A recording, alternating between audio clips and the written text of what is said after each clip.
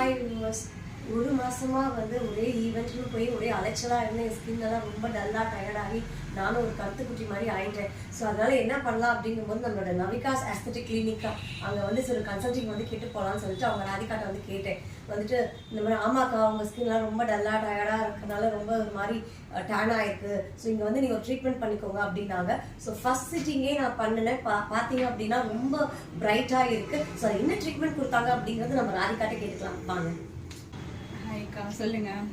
First ட்ரீட்மெண்ட்டே நான் வந்து எனக்கு அப்படியே பிரைட் ஆயிடுச்சு. நான் வந்தேன் ரொம்ப அப்படியே கதை சொன்னேன் கருத்து குட்டி மாதிரி வந்தேன் நான். ஸோ இப்போ வந்து அப்படியே நல்லா பளிச்சுன்னு ஆயிடுச்சு. ஃபர்ஸ்ட் சிட்டிங்லேயே சூப்பர் க்ளோவா இருக்கு இல்லையா?